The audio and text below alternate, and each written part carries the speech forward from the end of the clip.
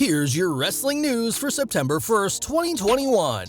And your headlines for today include: Vince McMahon reportedly angry and loud at Monday's WWE Raw, multiple matches scrapped.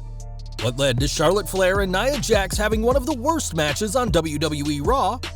Breaking news about CM Punk's MMA career. CM Punk reveals what the writing on his shoes actually meant. WWE Queen of the Ring tournament name possibly revealed. Why Asuka is missing WWE Raw is finally revealed.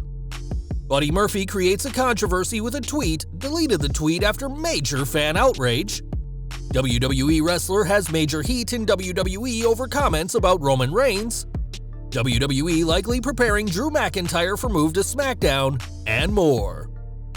We're kicking off today with Raw, which had a colossal 3-hour show this week, but not everything planned made it to the broadcast.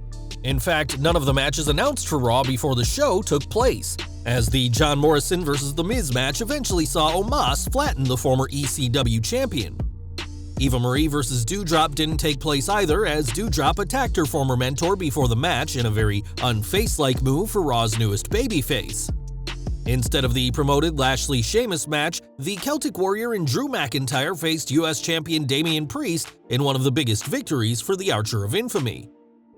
According to Mike Johnson of PW Insider, WWE switched around a ton of plans for the show in what was described as, quote, a crazy day backstage. That craziness was down to Vince McMahon, who was extremely unhappy with original plans and ripped up both the original script for Raw and the initial rewrite. McMahon then began requesting new ideas, with one source saying it was the loudest and angriest they'd ever seen the boss. This is why none of the advertised matches happened as planned, in what another source called one of the longest days in a very long time for the creative team. PW Insider notes that there were no plans for Raw until 6 p.m. Eastern, mere hours before Raw went live in Oklahoma City. WWE has a recent history of not following through with announced matches, and though this was far more common in the Thunderdome era, this practice isn't gone yet, especially because it's proving to be ever difficult to please the boss. This week's Raw also saw Charlotte Flair and Nia Jax have an encounter that resembled a back alley fight more than a pro wrestling contest. The bizarre match that even left Mick Foley confused saw both women deliver stiff shots to each other, as well as awkward spots, including a backward suplex by Jax to the Raw Women's Champion. During Wrestling Observer Radio, Dave Meltzer said how the pair tried to do a worked shoot, but according to PW Insider, the botches during their encounter were down to bad communication. They write, PW Insider is told by several sources that it was exactly what it appeared to be.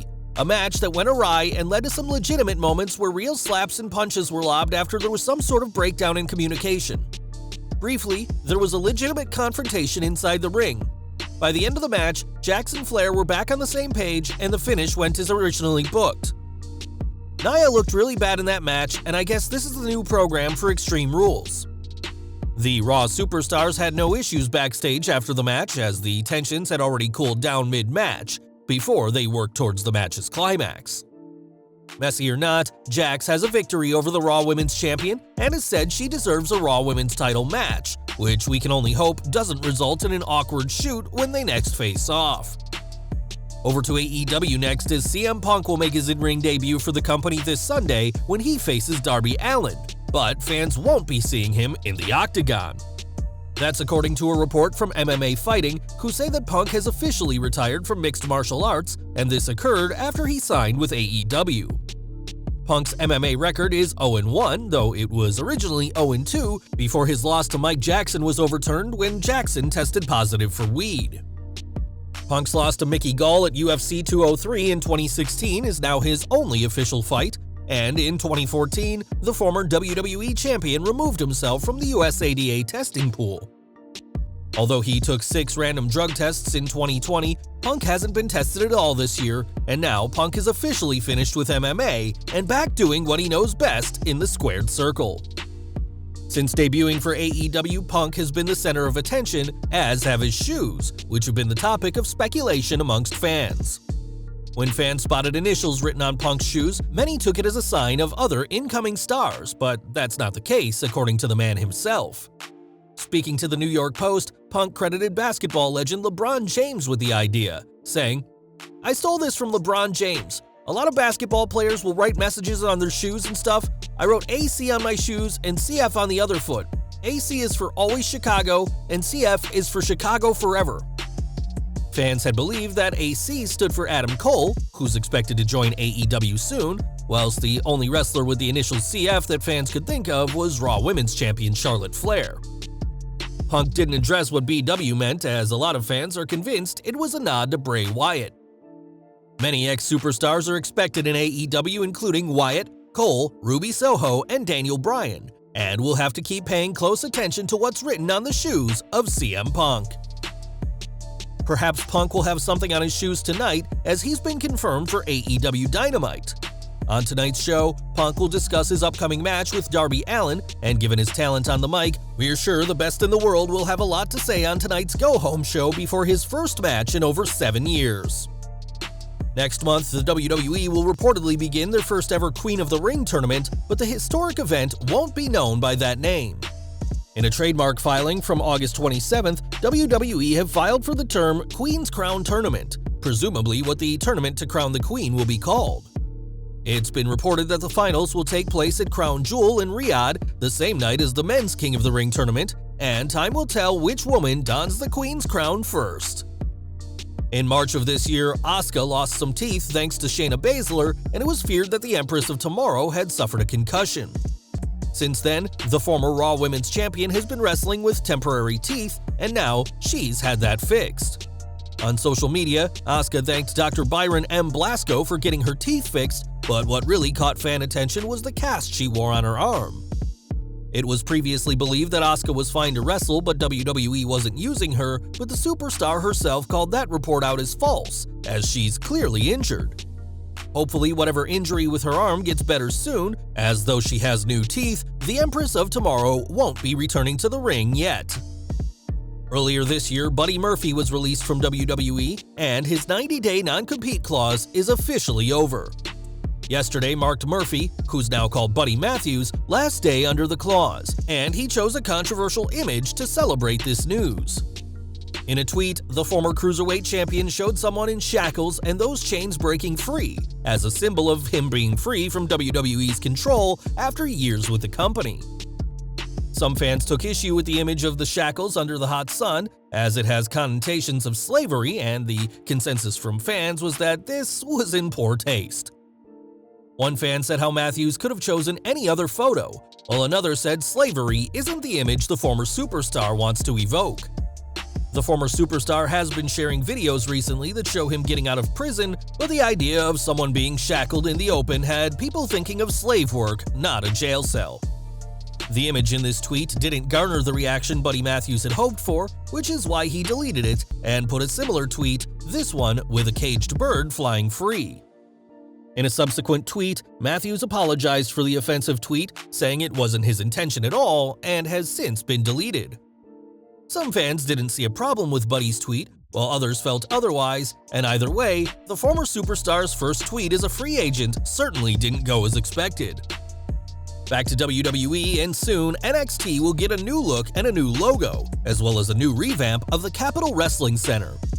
This is all part of Vince McMahon's plan to shake up the Gold brand, returning it to being a developmental ground for the main roster, and though the chairman has plans, he's not sharing them with the NXT roster. According to Fightful, talent in NXT have been told very little about the rebrand effort, as they report, several NXT talent knew there was a fire where there was smoke, but even top talent on the brand is being kept in the dark as to what that specifically entails.